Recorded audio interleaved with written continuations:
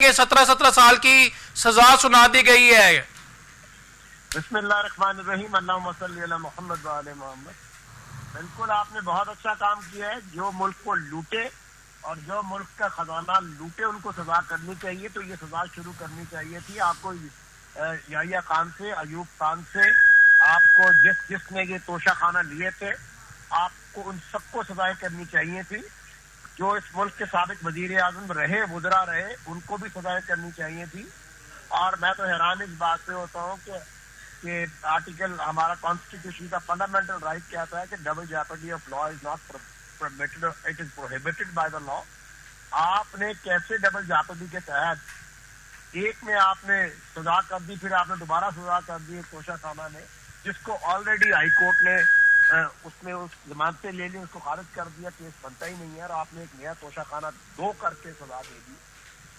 آپ یہ کیا نفرتوں کی سیاست اور کیا آپ باتیں اس ملک اور قوم میں کرنا چاہتے ہیں؟ آپ یقین کریں 17-18 سال کا بچہ اگر آپ کو ملتا ہے اور اس کو کہیں کہ بیٹا تم بڑے انٹیلیجنٹ ہو، تم لا کر لو، تو وہ آپ کو اسپیچلیس کر دیتا ہے کہ سر is there any law prevailing in this country?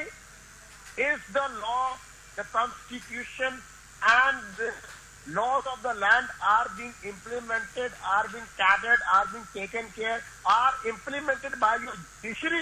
I'll repeat, judiciary. تو خدایا اس ملک کو تباہی کے دہانے میں نہ پہنچائے۔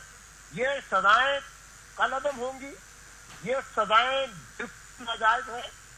میں کسی پولیٹیکل پارٹی کی قطن کوئی سائڈ نہیں لے رہا، نہ میں ایز اے قانون دان، طالب علم قانون کے حوالے سے آپ سے کہہ رہا ہوں یہ بات کہ یہ وہ کیسز ہیں جو آلریڈی ڈیسائیڈ ہو چکے ہیں۔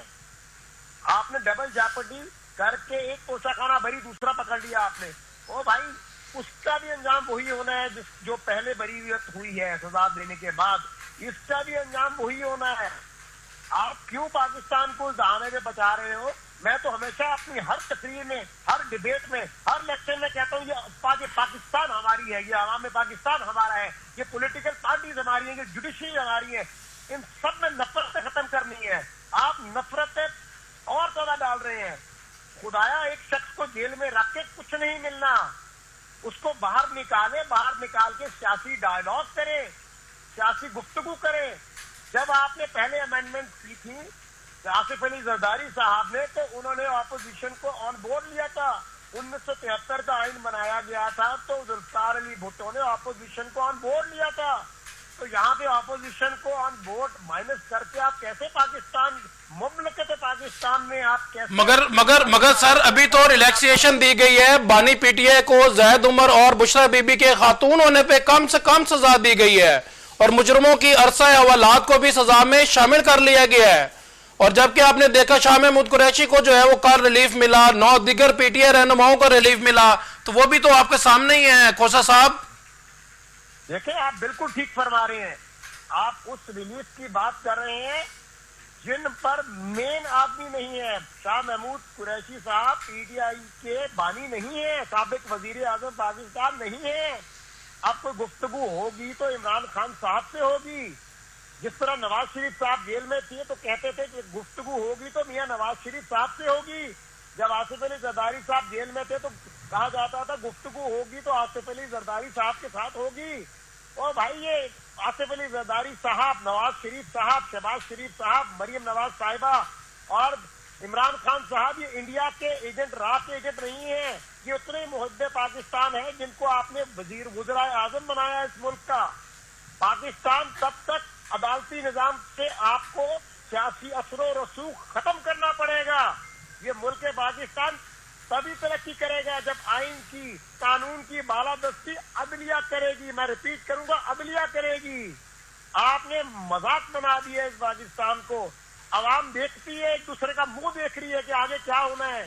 او بھائی روزگار کا خیال کرو، پاکستان میں غریب رول گیا ہے، غریب کے گھر میں کھانا نہیں ہے، دودھ نہیں ہے، سبزی نہیں ہے، گوشت نہیں ہے، دالیں نہیں ہیں، اور آپ ایسی ایک نحوست پاکستان میں پھیلا رہے ہو۔ ایک توشہ خانہ میں آپ نے بریت کر دی، پہلے سزا دی، اور اس کا بھی انجام وہی ہوگا جو اب آپ نے عوام میں آپ نے انتشار پھیلا دیا ہے۔ تو خدایا محبتیں پیدا کرے، نفرتیں ختم کرے۔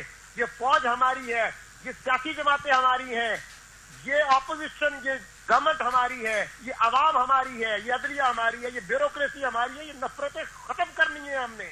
اور یہ تب تک نہیں ہو سکتی جب تک کوئی ان کو اکٹھا نہ بٹھائے. اکٹھا بٹھانا پڑے گا آپ کو یہ سزائے کالعدم قرار دینی پڑیں گی، کیونکہ یہ نہ صرف غیر قانونی ہے، یہ غیر شرعی بھی ہیں، غیر اخلاقی بھی ہیں. اور اس طرح آپ کسی بھی سابق وزیر اعظم کو جیل میں دھکیل